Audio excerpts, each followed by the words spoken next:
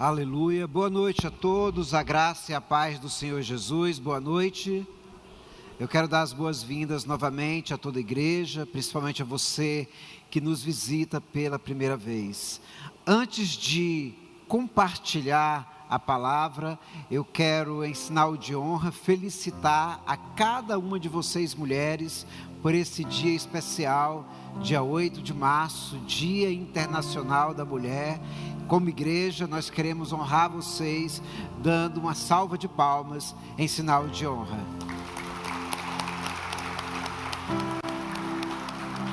Aleluia, glória a Deus, aleluia. Queridos, eu estou pregando na nossa igreja uma série de mensagens sobre um personagem bíblico chamado Naamã. E sobre a experiência que ele teve com Deus. Domingo passado eu iniciei essa série de palavras devocionais. E naquele domingo, naquela primeira mensagem, eu falei um pouco sobre a vida desse homem. Que ele era um homem importante, que ele era um homem de proeminência, que ele era um homem rico. Porém, ele era um homem com um grave problema. E um problema sem solução. Falei que o problema dele era uma doença incurável, mas o grande e real problema desse homem não era a doença em si. O maior problema da vida dele era o orgulho. E esse orgulho estava ocultado pela armadura, pelas vestes, e essa armadura era aquilo que impedia ele dele viver milagres. Essa foi a ministração do domingo passado. E hoje eu quero dar continuidade, trazendo a segunda palavra, a segunda mensagem devocional sobre a vida e a história desse homem. Nós encontramos a história de Naamã no livro de 2 Reis, capítulo 5, do versículo 1 ao versículo 19. E eu quero convidar a igreja para abrir as suas Bíblias nesse texto. Nós não vamos ler do versículo 1 ao versículo 19. Nós vamos ler um trecho menor hoje, do versículo 1 até o versículo 7. 2 Reis, capítulo 5, a partir do versículo 1 até o versículo 7. Se você encontrou, diga amém. Se você não encontrou, você pode olhar aqui para o telão. A palavra do Senhor diz assim: o rei da Síria tinha grande respeito por Naamã, comandante do seu exército, pois por meio dele o Senhor tinha dado grandes vitórias à Síria. Mas embora Naamã fosse um guerreiro valente, sofria de lepra. Naquela época, saqueadores sírios tinham invadido o território de Israel. E entre os cativos havia uma menina que se tornou serva da esposa de Naamã. Certo dia, a menina disse à sua senhora: como seria bom se meu senhor fosse ver o profeta em Samaria, ele o curaria da lepra. Naamã contou ao rei o que a menina israelita tinha dito. Então o rei da Síria lhe respondeu: vá visitar o profeta. Eu lhe darei uma carta de apresentação ao rei de Israel. Naamã partiu levando 350 quilos de prata, 72 quilos de ouro e 10 roupas de festa. A carta para o rei de Israel dizia: com esta carta apresento o meu servo Naamã. Quero que o cure da lepra. Quando o rei de Israel leu a carta, rasgou as roupas e disse: acaso sou Deus, capaz de dar ou de tirar a vida? Porque esse homem me pede que cure um leproso. Como vocês podem ver, ele procura um pretexto para nos atacar. Deixa a tua Bíblia aberta.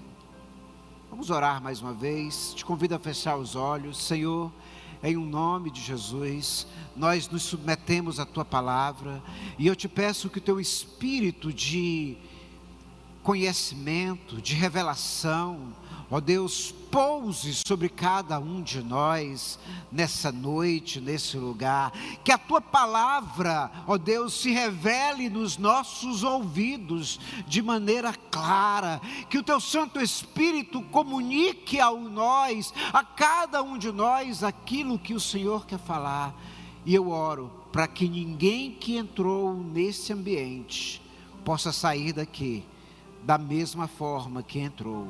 Altera algo nas nossas vidas, Senhor, em nome de Jesus, amém. Se você puder, glorifique a Deus com a salva de palmas.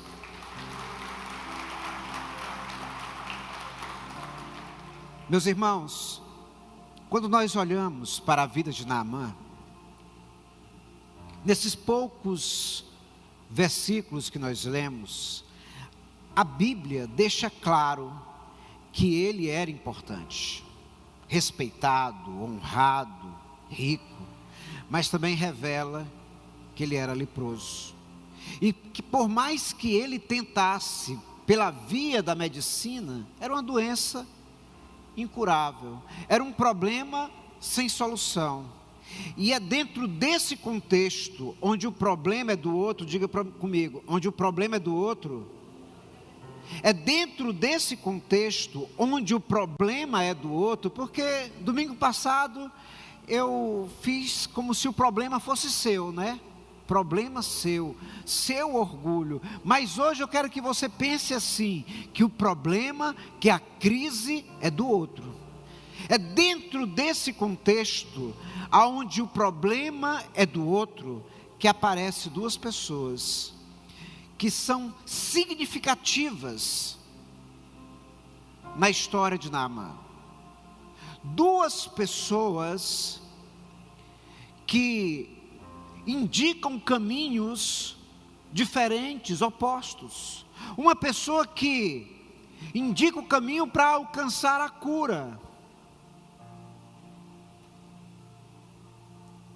que indica o caminho para a casa do profeta, e outra pessoa que, em vez de indicar um caminho de esperança e vida, indica um caminho de desesperança. Uma marcou a história dele de forma positiva, a outra marcou a história dele de forma negativa. A primeira pessoa que foi relevante na vida de Naamã, na crise que ele estava, é a menina. É essa menina que o texto cita sem dizer muita coisa sobre ela. É essa menina que fala aonde ele ia encontrar a cura. E a segunda pessoa que foi relevante, mas que marcou negativamente a história de Naamã, é o rei. É o rei que rasga as vestes, dizendo que não era Deus. E esse é o primeiro ponto, e eu creio que é o ponto mais importante de toda essa mensagem, porque ou nós seremos como essa menina, que faz uma diferença positiva na vida dos outros que estão passando por problemas, na vida dos outros que estão passando por crises, ou nós seremos como esse rei, que diante da crise dos outros, além de não fazer bem, além de não causar bênção, ainda faz mal. Quem está comigo? Cada um desses dois está apontando para um lado, para uma direção, para um futuro diferente. Um está falando sobre vida, cura, esperança, milagre, poder de Deus. O outro está falando o contrário, desesperança, incredulidade, limitando o agir e o operar de Deus. E a pergunta que nós devemos fazer é essa: diante da crise dos outros, não diante da nossa, diante da crise dos outros que passam por você no dia a dia, nos outros que têm problema, que você toma conhecimento do problema, dos outros que chegam até os seus ouvidos, Que tipo de voz? Que tipo de palavra você libera? Que tipo de atitude você manifesta? Que resposta você devolve para as pessoas? O que você libera profeticamente através da tua boca? Porque ou você vai liberar o bem para abençoar, ou você não vai liberar nada e assim vai amaldiçoar. Ou você vai ser como a menina que abençoa, ou você vai ser como o rei. Não responde agora. Na tua cabeça, talvez você lendo a história por cima, você pode pensar: eu sou como essa menina.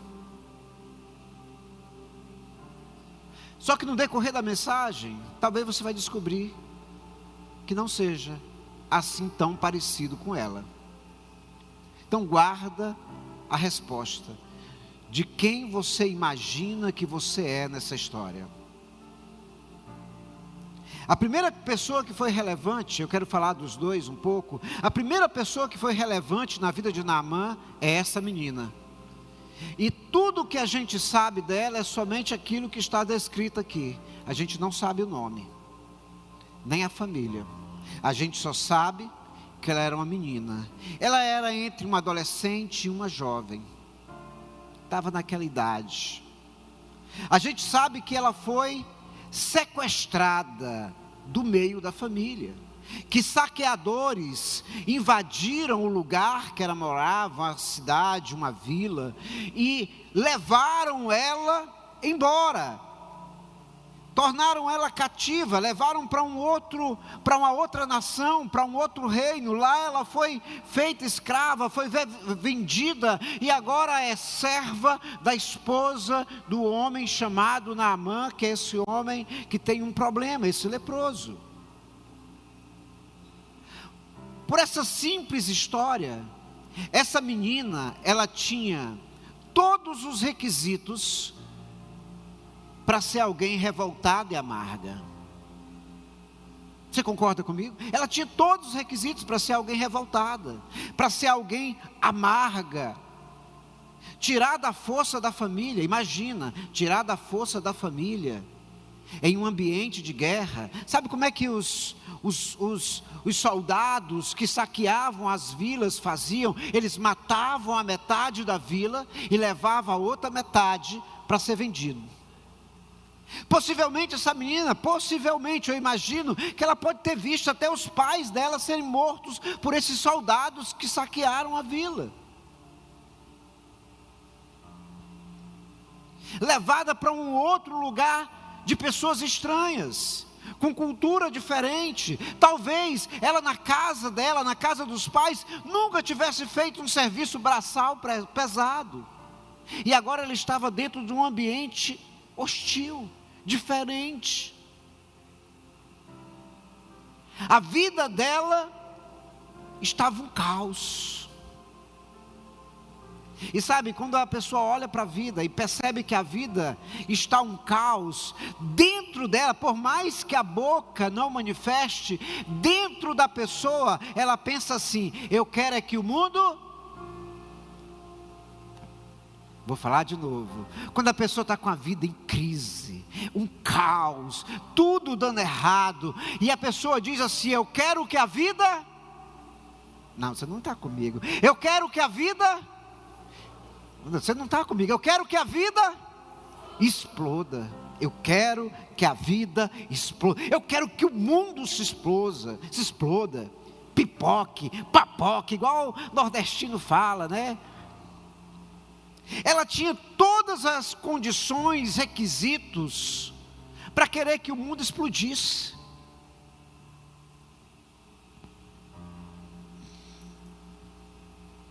Para querer pagar o mal que o mundo estava fazendo com ela, com mal.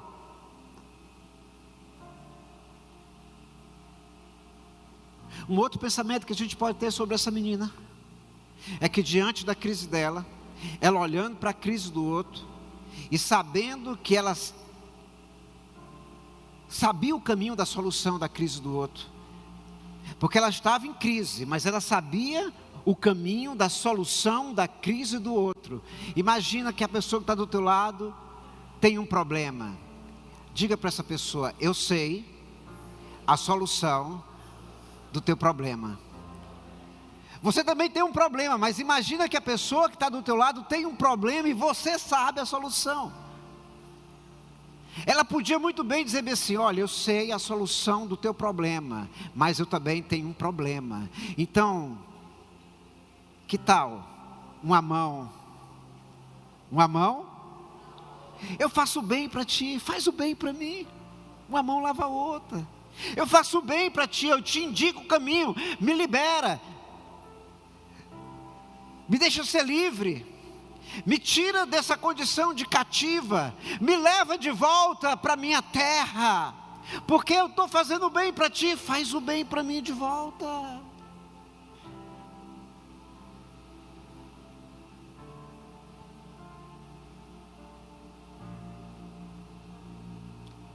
Muitas pessoas fazem o bem como se o bem fosse uma moeda de troca.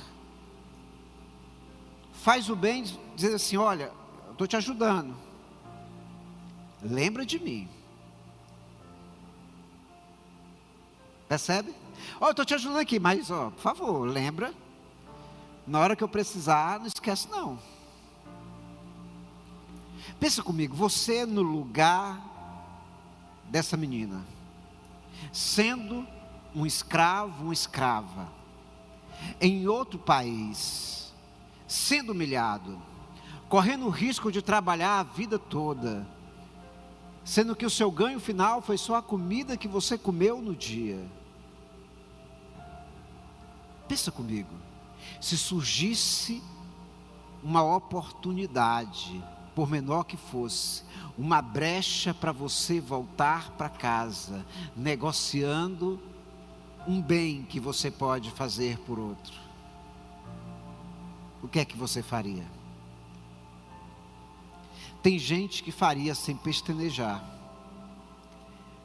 mas ela, sem pestanejar, decidiu fazer o bem sem esperar nada em troca. Aí muitas vezes a gente pensa: eu sou como essa menina, será?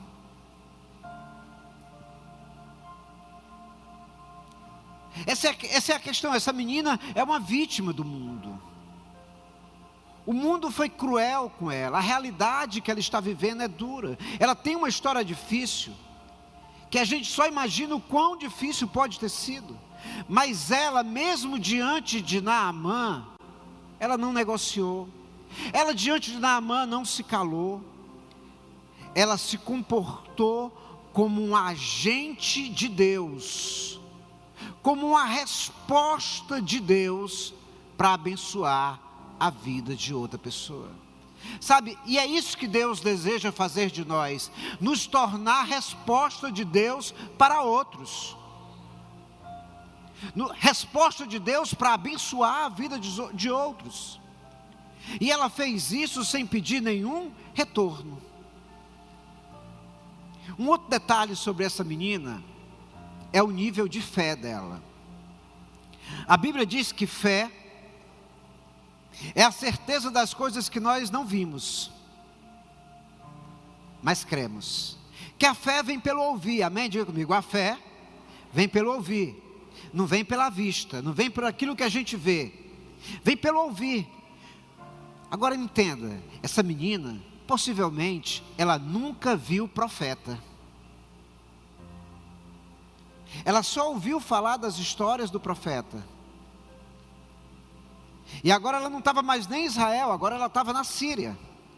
E lá na Síria, enfrentando a crise pessoal dela, ela deu uma palavra de fé, não teve uma palavra de dúvida saindo dela. Ela disse: com certeza, se você estiver diante do profeta, o profeta vai te curar. Ela não disse: olha, talvez ele te cure. Ela não disse vai ser 50% de cura e 50% de não cura. Ela diz, você será curado. Quem está comigo? Então ela, mesmo sem conhecer o profeta, mesmo sem ver o profeta, ela tinha fé no meio da crise dela. Sabe qual é a primeira coisa que se abala em nós quando chega a crise nas nossas vidas? É a fé. Quando uma crise se abate conosco, esquece agora o outro. Quando uma crise se abate conosco, a primeira área que é afetada é a nossa fé. Não quero mais orar, não quero mais ler a Bíblia, não quero mais entrar em compromisso com o Senhor, não quero ir mais para a célula, não quero ir mais para os cultos, não quero mais ouvir ninguém, não quero mais ouvir mensagem, não quero isso, não quero aquilo, eu quero abandonar os caminhos do Senhor. Quantos que no meio da sua crise pessoal esfriaram na fé? Quantos que no meio da sua crise pessoal fraquejaram com Deus, desviaram dos caminhos do Senhor? Essa menina, no meio da crise dela, ela está dizendo o seguinte: a minha vida é edificada em Deus, o Senhor é a rocha da minha vida. Ela não está dizendo, olha, eu sou vítima. Ela não está dizendo que não tem problema, mas também não está dizendo, olha, eu sou vítima, Deus é mau. Ela está dizendo, olha, eu tenho problema, mas com problema ou sem problema, a minha fé está em Deus. Se o Senhor mudar a minha vida, amém. Se Ele não mudar, amém também. Ela não faz nenhum tipo, uma outra coisa, ela não faz nenhum tipo de chantagem com Deus. Deus, sabe aquele tipo de crente que não se desvia, mas quer chantagear a Deus? Deus, eu só vou te servir agora se o Senhor primeiro resolver meu problema. Resolve meu problema, aí eu vou te servir. Resolve meu problema que eu volto para a igreja. Resolve meu problema que eu vou orar. Resolve meu problema que eu vou liderar a célula. Resolve meu problema que eu vou discipular pessoas. Resolve o meu problema que primeiro faz por mim, Senhor. Meus irmãos, essa menina, ela não disse, Senhor, primeiro faz por mim. Ela simplesmente decidiu ser a resposta de Deus para a vida daquele homem. Porque esse é o trabalho que Deus espera de nós. É isso que o Senhor espera que a gente manifeste. Porque fazer o bem é a nossa missão. Diga para quem está do teu lado, fazer o bem é a minha missão. Não é a nossa missão no coletivo, é a nossa missão, minha missão no individual, no particular, no dia a dia, em pequenos atos, em pequenas coisas, na vida de pessoas que estão passando diariamente pelas nossas vidas. Sabe a oração que nós precisamos fazer é, Senhor, quem me mostra alguém que eu possa fazer o bem hoje? Diga comigo, Senhor, me mostra alguém que eu possa fazer o bem hoje. Aí amanhã você repete a oração, na terça-feira repete de novo, na sexta-feira de novo, semana que vem de novo, no mês de abril de novo, você vai até o final do ano. Se Jesus não voltar, você continua em 2007, todo dia dizendo para Deus, Senhor, me mostra alguém, me mostra um, para que eu possa fazer o bem hoje.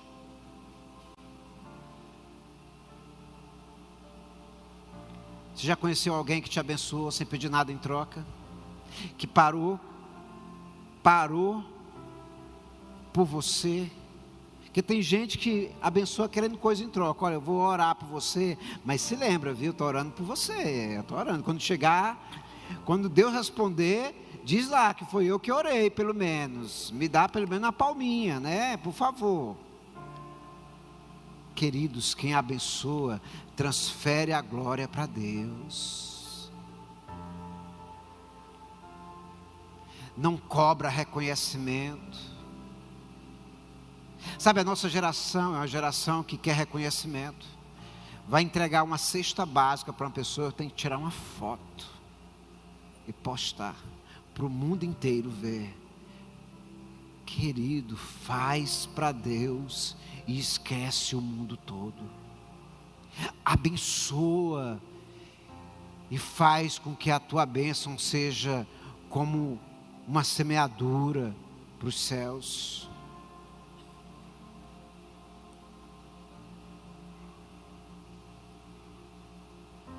Então a primeira pessoa que Naamã teve contato foi com essa menina. Segunda pessoa que eu quero falar,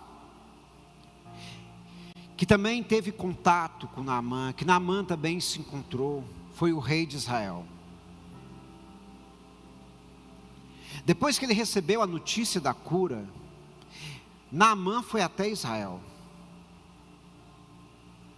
E quando chegou lá, ele se encontrou com o rei Jorão. Jorão é filho de Acabe. E o interessante é a tradução do nome dele, do nome Jorão. Jorão significa: o Senhor seja exaltado. Olha que nome bonito para colocar numa criança, Jorão. O Senhor seja exaltado. Mas deixa eu te dizer, de Senhor, de Deus, de Jesus, do Espírito Santo, de algo divino, bom, na vida de Jorão, não tinha nada. A única coisa que Jorão carregava de Deus era o nome. O resto era só carnal. Jorão é aquele tipo de pessoa que tem um nome que tem um nome bíblico, né? Tem gente que tem nome bíblico, né? Elias, Eliseu, Paulo, Lucas. Marcos, aí você já imagina, não, se está com nome bíblico, né? Está na Bíblia o nome, deve ser de uma família cristã, deve ter princípios na vida, deve ser gente boa. Aí quando você começa a chegar perto da pessoa, aí você diz, é treva, é só capeta, é demônio demais, tem nada de Deus, só tem o nome do profeta Eliseu, mas que nada, é demônio puro. Conhece gente assim, que tem um nome de gente boa, mas quando você chega perto, é o cão chupando manga. Era o rei, um nome até bom, mas ele não tinha nada de Deus na vida dele. Tanto que o resultado do reinado dele foi desastroso. E o resultado do encontro dele com Naamã foi um fracasso.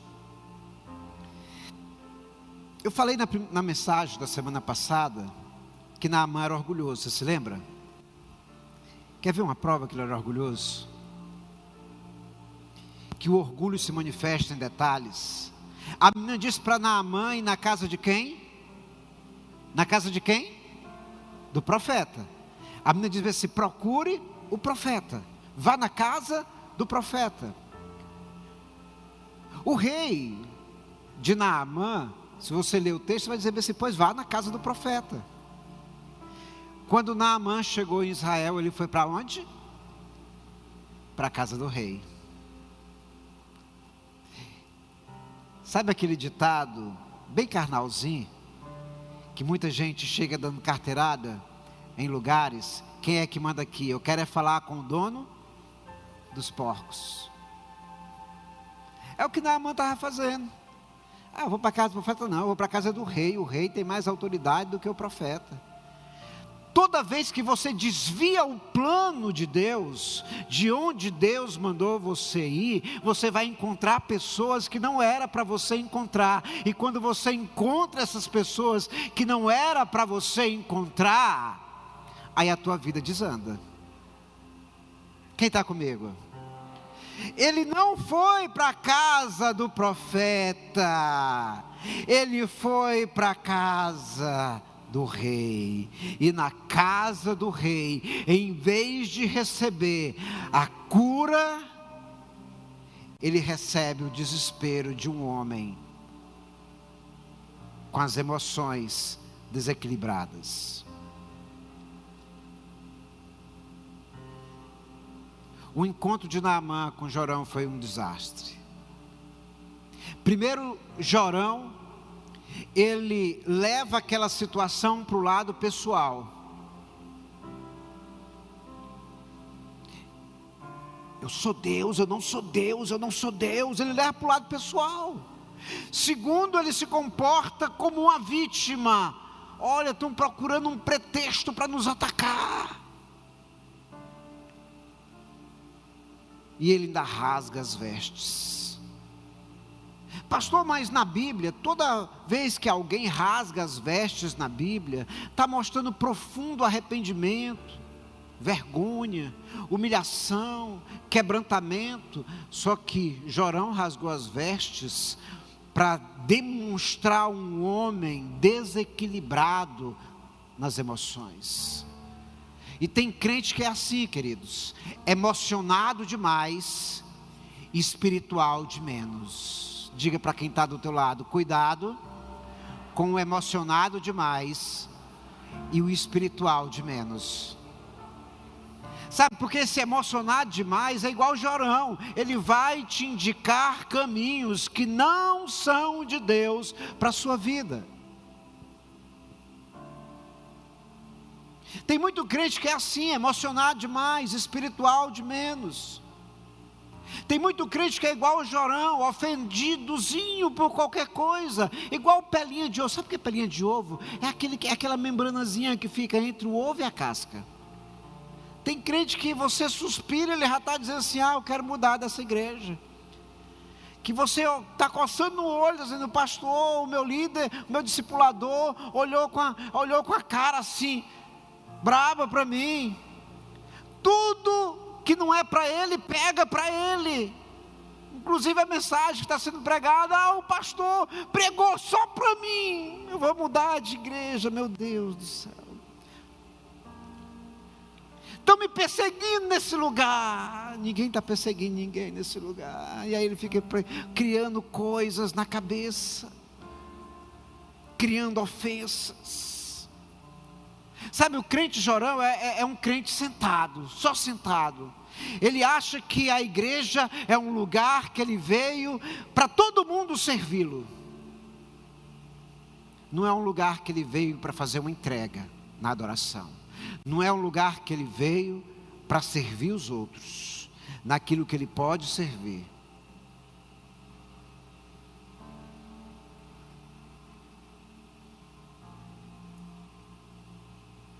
Olha a diferença.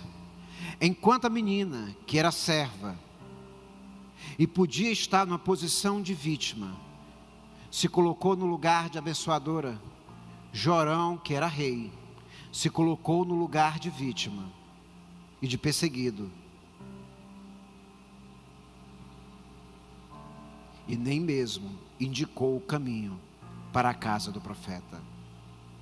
Naamã só achou o profeta porque o profeta mandou um recado para ele: a minha casa é aqui. O que eu estou te dizendo é que a pessoa certa vai te abençoar. Se você for a pessoa certa, você vai abençoar. Uma pessoa errada vai te amaldiçoar. E se você for uma pessoa errada, você vai amaldiçoar. E nós não podemos ser assim, queridos.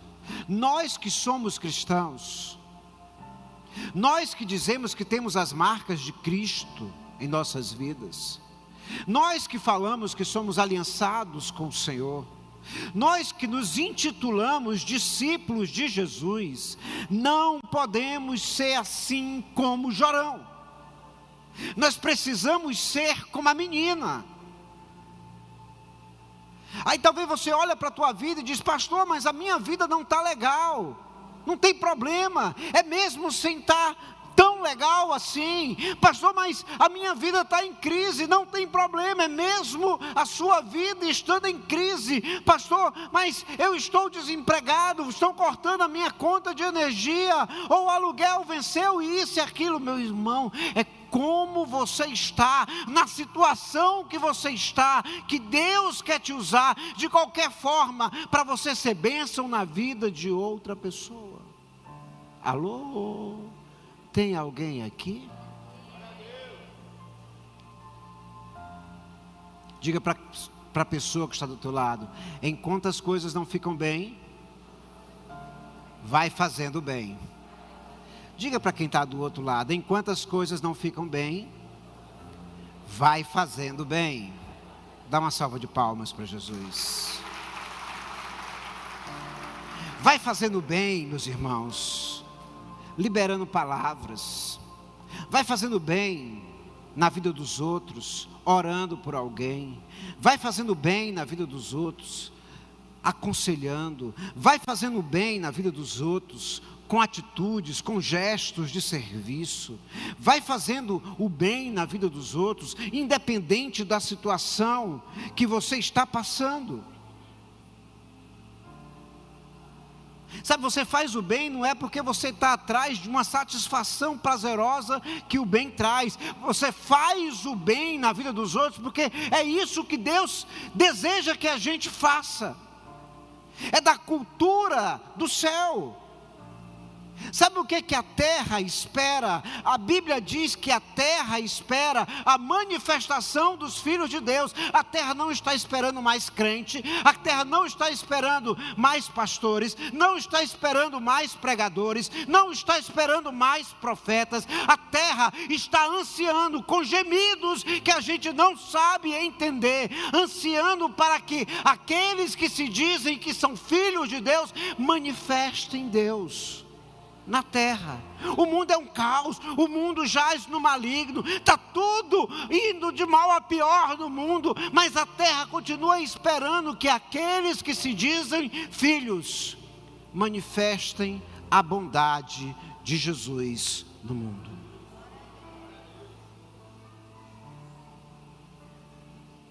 Ah, pastor, eu sou escravo, não importa. Eu sou livre, não importa. Eu sou grego, não importa. Eu sou judeu, não importa. Eu sou rico, não importa. Eu sou pobre, não importa. Não importa nada. O que importa é que você precisa ser igual essa menina, que não olhou para a situação dela, olhou para aquilo que ela podia fazer. E ela podia abençoar a vida de Naamã.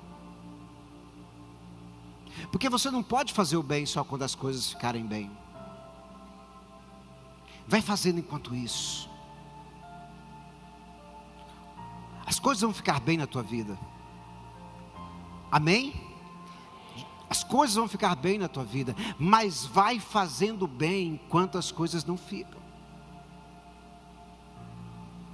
Pastor, que bem que eu faço, o bem que você consegue fazer. O bem que aquela menina conseguia fazer era simplesmente indicar o caminho. Faça aquilo que está ao seu alcance de fazer. O bem que você faz é o bem que você não aproveita a crise do outro para tirar vantagem. É que você aproveita a crise do outro para manifestar o poder de Deus ali. Sabe, a vida de Naamã só foi alterada por causa daquela menina, não foi alterada por causa do profeta. O profeta já era profeta, o profeta já tinha o poder de fazer, mas foi a menina que indicou o caminho. Crente, me escuta, é você que Deus está esperando que indique o caminho para outros. Deus não está esperando que você faça o milagre acontecer, Ele espera que você indique o caminho para a bênção. E você pode fazer, diga: eu posso fazer. Você pode fazer a mesma coisa que essa menina fez: abençoar alguém com aquilo que está nas tuas mãos. Abençoar alguém com aquilo que está nas tuas palavras. Abençoar alguém com o teu conhecimento de vida. Abençoar uma pessoa. Eu já estou caminhando para o final dessa mensagem. Eu não vou falar tudo sobre Naamã hoje. Apenas me escute. Se nós somos um povo da aliança, e nós dizemos que somos o povo da aliança, que temos aliança com o Senhor, o bem, o ato de fazer o bem, deve ser a nossa missão. Veja, a Bíblia fala de Davi, é um outro texto, uma outra história. Fala que Davi, ele foi amigo de Jonatas. E que nessa amizade os dois fizeram uma aliança, um compromisso entre eles, de no futuro um ajudar o outro, abençoar a família do outro. Ninguém sabe como é o futuro, eles não sabiam também como seria o futuro, e eles fizeram uma aliança: olha, qualquer coisa você abençoa a minha família, o outro também, qualquer coisa você abençoa a minha família. O tempo passou, a casa de Saul foi destruída, quase todos morreram na casa de Saul. Davi se tornou rei, e no reinado de Davi, o Espírito do Senhor começou a colocar um incômodo no coração de Davi. E Davi ele se lembrou de quê? Se lembrou de Jonatas e da aliança que ele fez. E aí Davi, ele libera uma palavra agora para a nação, uma pergunta, um censo, uma busca: existe ainda alguém da casa de Saul para que eu possa exercer bondade? Existe ainda alguém da casa de Saul para que eu possa exercer benevolência, para que eu possa fazer o bem? Sabe, se nós somos aliançados com o Senhor, existem pessoas que estão lá fora, que passam pelas nossas vidas, que estão simplesmente esperando que a gente lembre da nossa aliança com Jesus, que diz o seguinte: que nós temos que fazer o bem ao próximo. Jesus, ele também fala sobre isso. E ele fala sobre isso contando uma parábola, dando um exemplo através de uma história, uma parábola muito conhecida, que é a do bom samaritano. O bom samaritano é como essa menina. A gente não sabe bem qual é a história dele. A gente sabe que ele é bom. Diga para quem está do teu lado: decida ser bom. A gente sabe que ele é bom em um mundo difícil. A gente precisa ser bom, queridos, em um mundo difícil. A história do bom samaritano começa com um homem caído na beira de um caminho. Um homem que o mundo foi mal para com ele. Um mundo que derrubou aquele homem, saqueou aquele homem, roubou aquele homem, maltratou aquele homem e deixou ele na beira do caminho. E a história daquele homem caído na beira do caminho é que muitas pessoas passaram. Não passaram só o sacerdote e o levita. Muitas pessoas passaram naquele caminho. E naquele caminho também passou um sacerdote, um levita, que nada fizeram, mas veio alguém e decidiu fazer. Veio alguém e decidiu pagar um preço. Veio alguém e decidiu carregar aquele homem até um local, curar as feridas, restaurar a vida e deixar o pagamento. Porque aquele homem que pagou, aquele samaritano que pagou a conta, ele disse que voltaria. Jesus está falando do que ele fez por nós na cruz. Está dizendo que nós somos como aquele homem caído na beira da estrada, como aquela mulher, se for uma mulher, como uma mulher caída na beira da estrada, e que ele nos apanhou e sarou nossas feridas e nos colocou em uma hospedaria que a gente pode chamar de igreja, e prometeu que um dia voltaria para nos buscar. Sabe o que é que o Senhor espera? É que você acorde amanhã e diga: Senhor, me mostre um, me revele um, me coloque no caminho de um, para que eu possa fazer um ato de bondade, para que eu possa fazer o bem na vida de alguém. Eu te convido a você ficar de pé.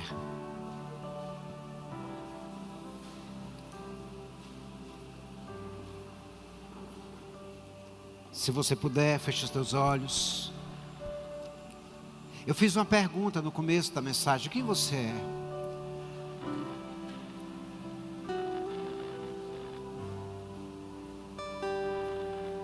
A pergunta que eu fiz foi: quem você é? A menina ou o rei?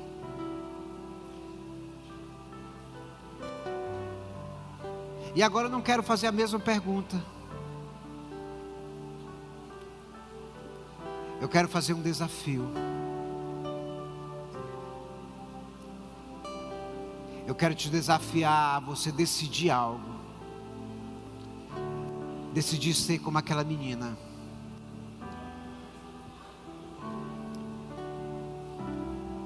É dia de você decidir ser como aquela menina, viu, Vitinho?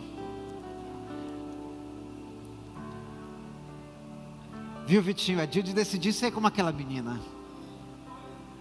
É dia de você decidir ser como o bom samaritano. Porque Jesus fez a mesma coisa por nós. E sabe, se essa palavra de Deus é para a tua vida,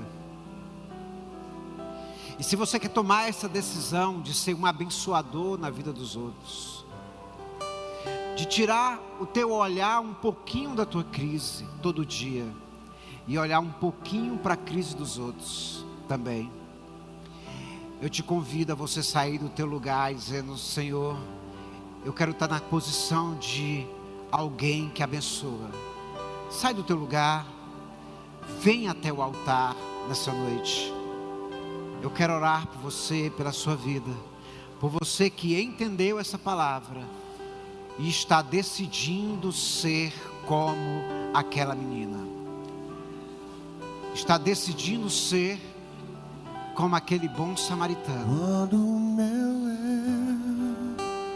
e o meu orgulho descer comigo e se misturar com as águas do rio, então subirei como na dourado. Eu abro mão de tudo que sou, só pra seguir ao meu Senhor. Eu abro mão de tudo que sou, só pra te adorar.